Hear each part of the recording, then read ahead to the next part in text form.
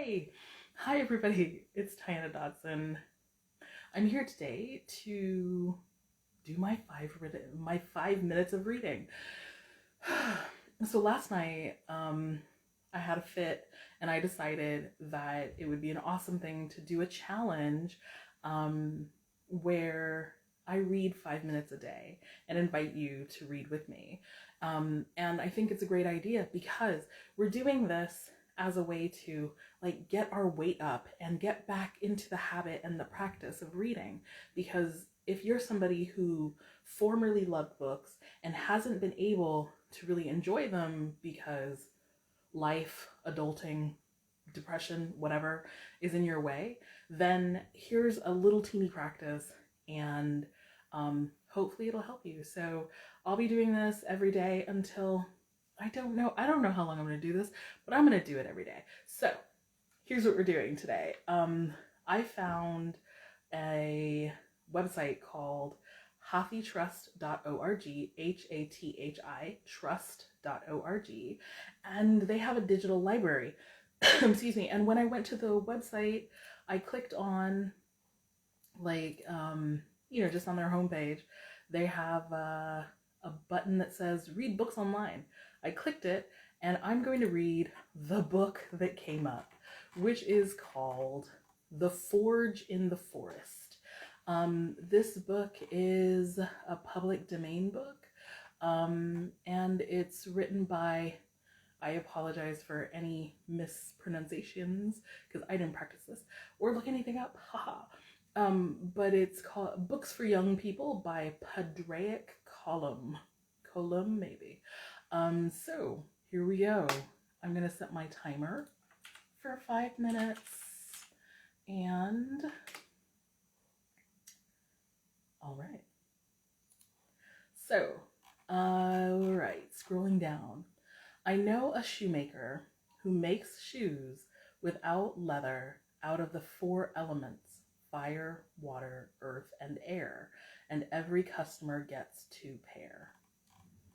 The Forge in the Forest by Padraic Colum, with pictures by Boris Artsybashev.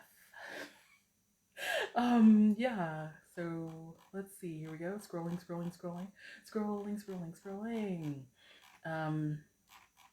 Trying to find, okay, The Forge in the Forest.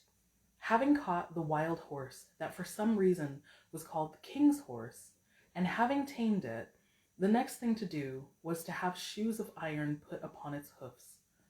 So they brought the horse to the forge in the forest. Strokes of iron upon iron sounded within the forge.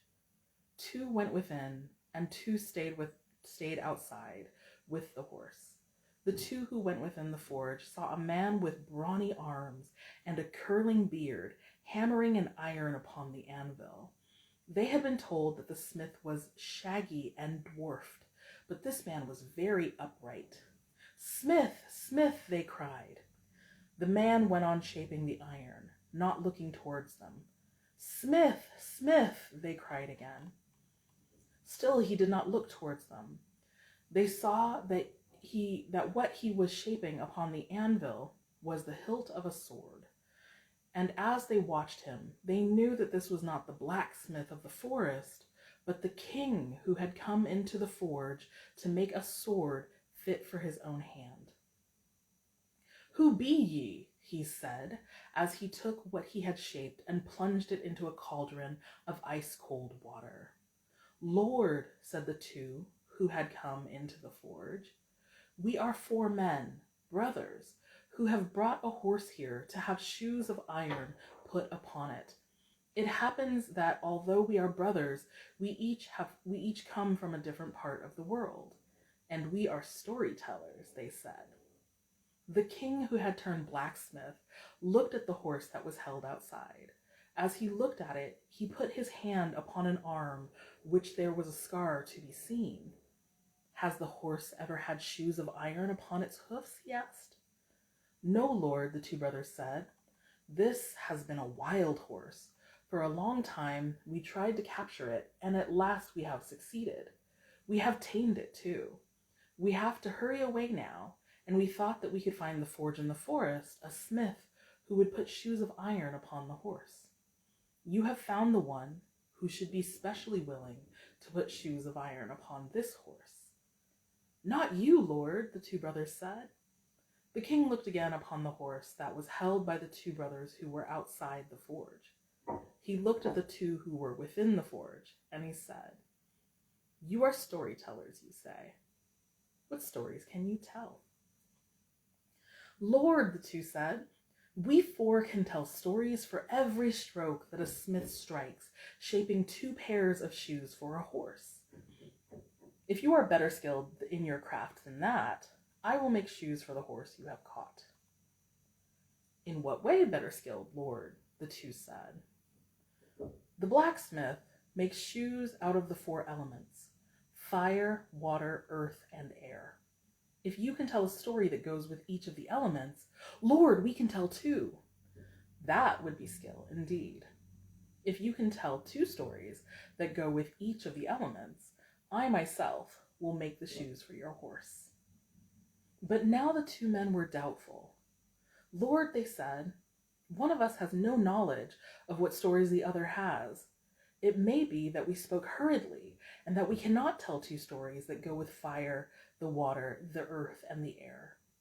Then the 2 men who were in the forge spoke doubtfully to each other.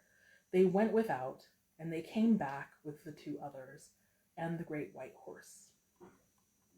Then the king, whose pleasure it was to work in the forge, making for himself swords that fitted his own hand, took out of the ice-cold water the blade he had shaped. It was taken away to have the first edge put upon it. Then the king took iron to shape into a horseshoe. The apprentice, scrolling past pictures, the apprentice smith blew with the bellows. The fire mounted up. The first element, said the king. He put the iron into the fire. One of the 4 brothers, that's the timer, I'll finish this up. One of the 4 brothers stepped forward. I pray that it is not my story you are going to tell, the second brother said to him. Brother, I know not what your story is, he said. And saying that, he looked towards where the king was watching the fire, and he began. All right, so that was 5 minutes of reading. And I'm going to go ahead and stop, even though it's in the middle of something. But I'll be back tomorrow, and I'll pick up from here. So if you're here, thanks for being here. I see you. Hello. Yeah, if you want to join me, please do. Feel free to record yourself reading 5 minutes and use the hashtag, what's the hashtag? Read with me challenge, or the hashtag Insta Book Club. And totally record it, and I'd love to see what you're reading and hear what you have to read. And if you're somebody who is not going to come on live or record your reading, that's perfectly fine. You can still participate. Just kind of give me a comment or a like, and yeah, I can't wait to hear more and see what everybody's reading. All right, bye.